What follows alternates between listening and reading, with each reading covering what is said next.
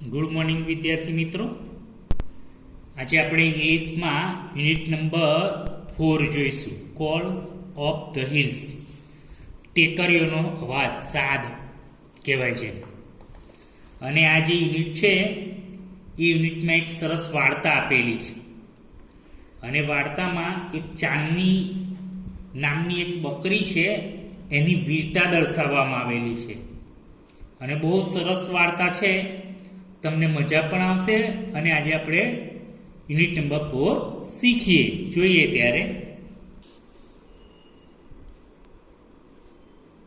જોઈએ યુનિટમાં શું કહે છે. હે Abbu Miya, looking sad, why are you sitting alone today? કોણ બોલે છે જોજો. Where is your darling Kalua? Govinda was worried. Govinda ચિંતિત હતો. એ શું કહે છે? અબ્બુ મિયા, કેમ તમે ઉદાસ લાગો છો? લુકિંગ સેડ, દુઃખી. સેડ એટલે why are you sitting alone today? આજે કેમ તમે એકલા બેઠા છો? Where is your darling Kalua?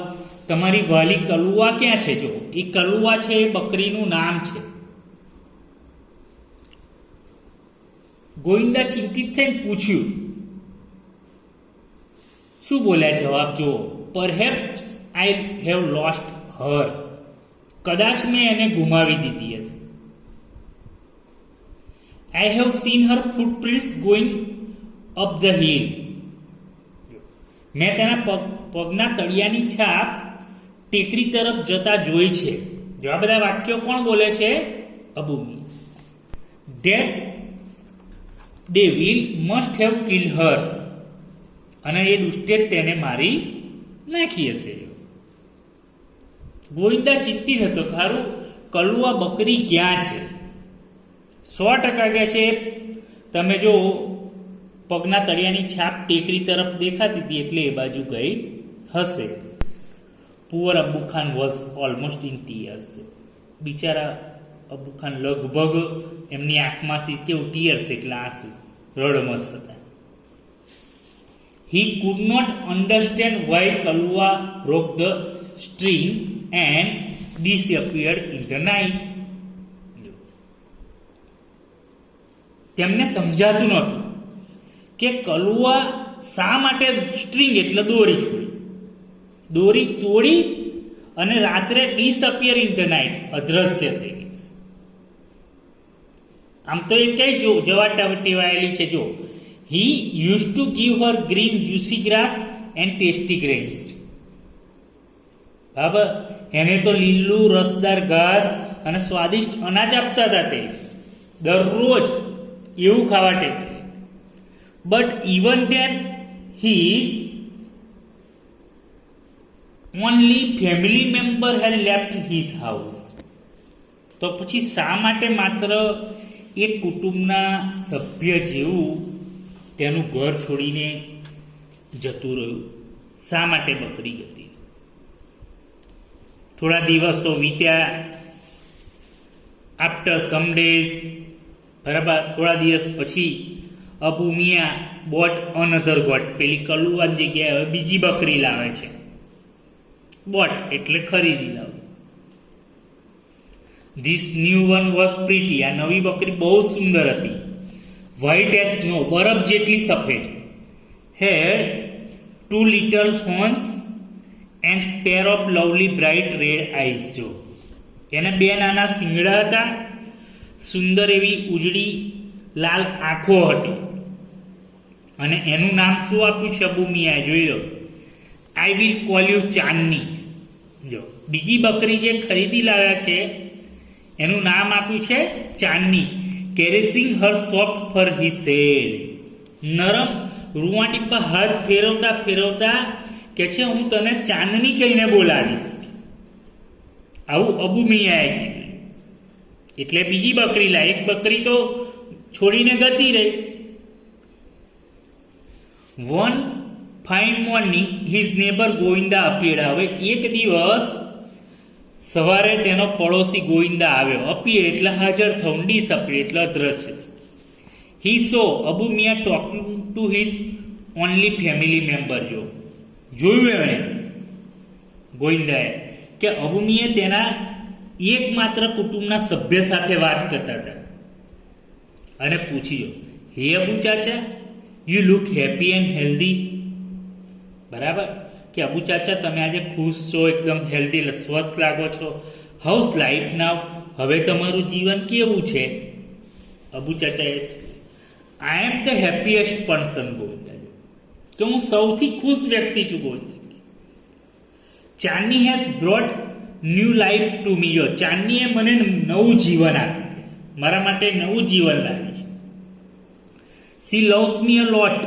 જો બરાબર, and even I can't live without her. જો કે છે ચાંદની મારા માટે નવું જીવન લાગી છે અને એ મને ખૂબ પ્રેમ કરે છે અને હું એના વગર જીવી શકતો નથી.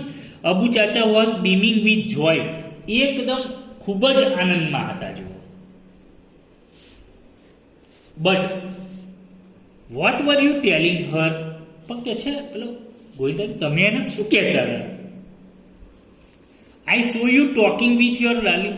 કે છે તમે તમારી વહલી સાથે વાત કરતા મેં તમને જોયા છે, એમ કશું તો તમે કહેતા.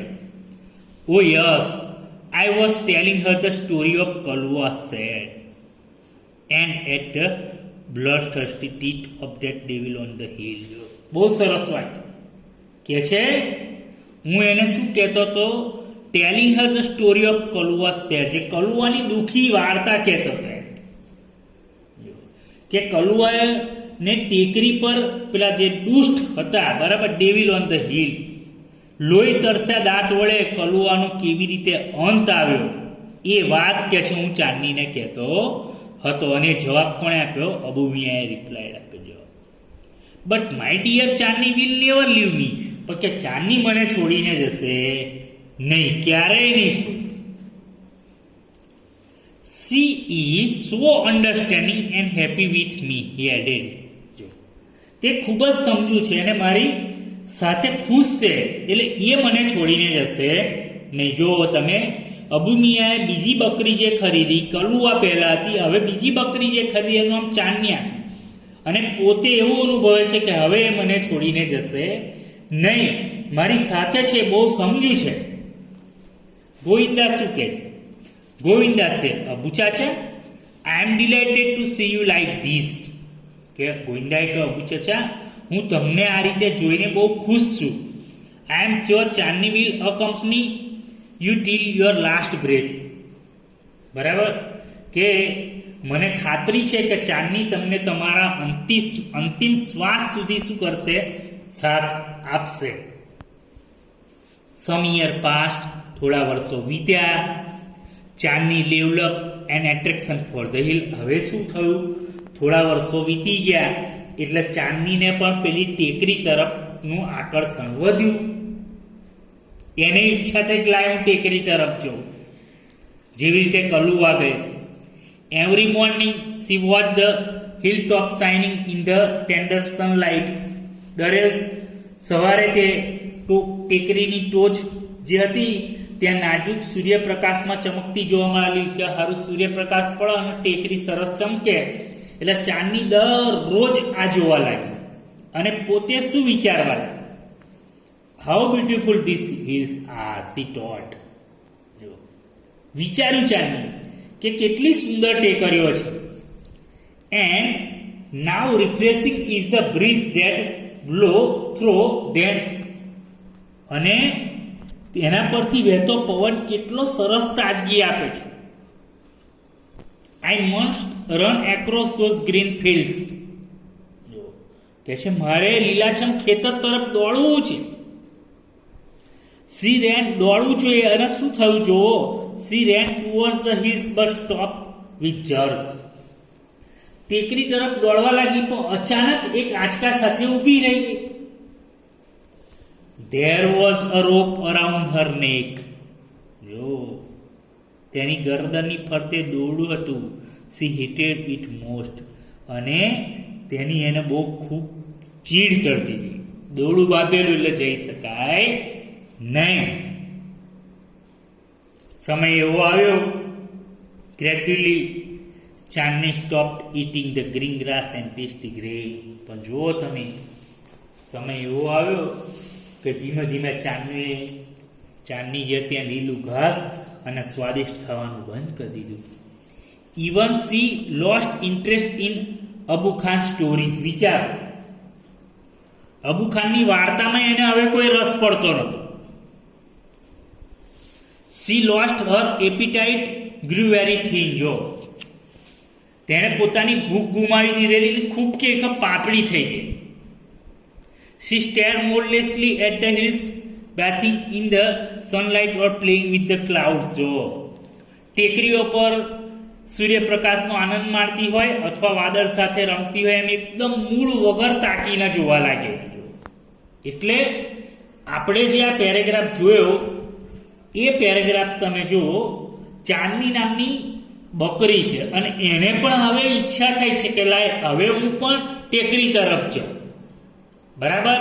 એટલે આપણે આટલી સ્ટોરી રાખીશું, બીજી સ્ટોરી આપણે આવતીકાલે શીખીશું અને હું એના જે પ્રશ્નોના જવાબને જે મોકલું એ તમારે લખવાના છે.